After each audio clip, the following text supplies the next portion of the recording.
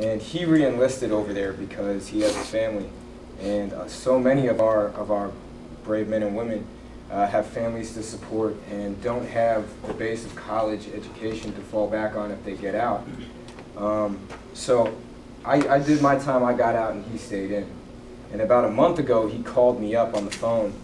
He said, "Hey, I know I haven't talked to you for a while. By the way, I have a kid, and they're sending me back to Iraq in 3 days. And I don't want to go. Can you help me?" And I said, "Yeah, I'm going to try my best to help you. I'm going to do everything I can to help you." You know what I mean? Like, you know, give you all your options. So I gave him Camille's phone number. Camille talked to him. A lot of people, you know, tried to help, but he ended up going back. And what kills me is this.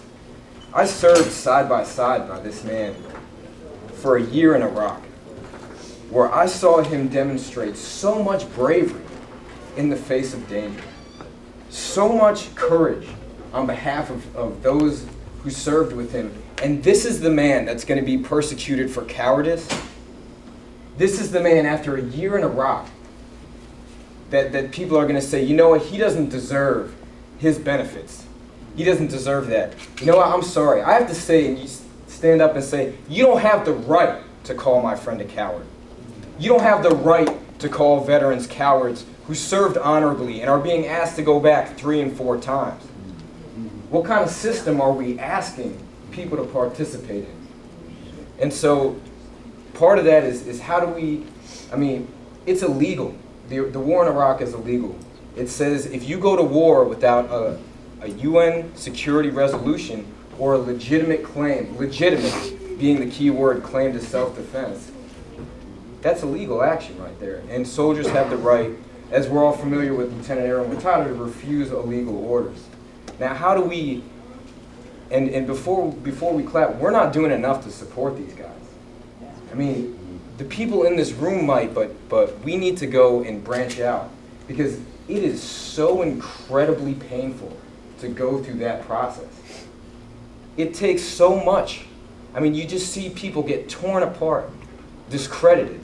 Everything that they fought for, everything that they participated in is now null and void. Now it no longer matters that you put your body in front of someone else's so that the person behind you is safe. That no longer matters. It no longer matters that you answered the call to serve. What matters is you're hurting their numbers, so they're going to hurt you. And how can we support that? We have to urge the American people to reconsider individual cases, to weigh the pros and cons of every single soldier that goes AWOL and say, you decide if this one is a coward. You decide.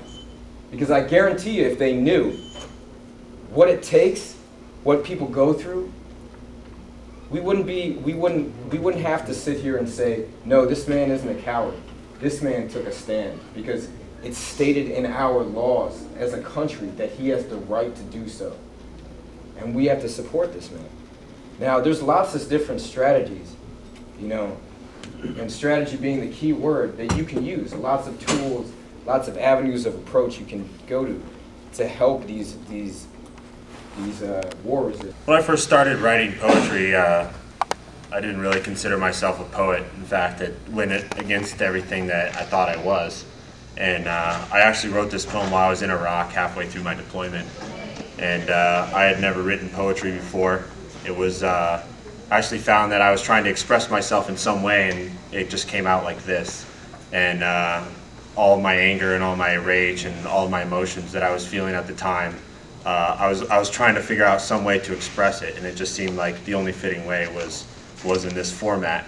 And finally somebody said, hey, that's a good poem.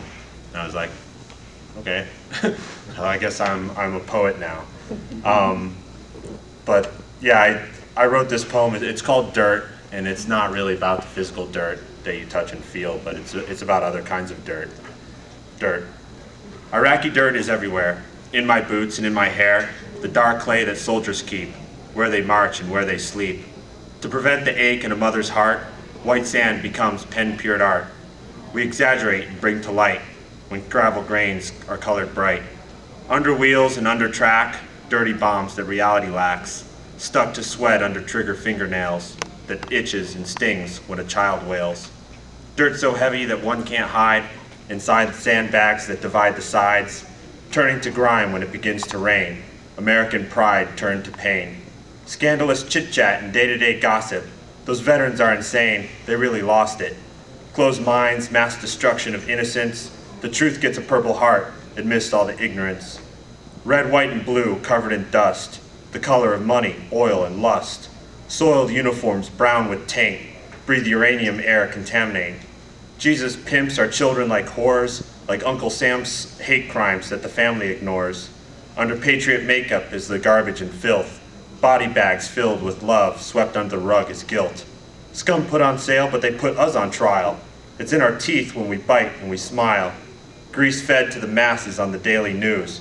If the war never ends, we'll never lose. We dig and dig, but they cover the hole. When we discover the truth, we pay the toll. An unknown soldier in a shallow grave, burdened and battered and buried alive. Thank you.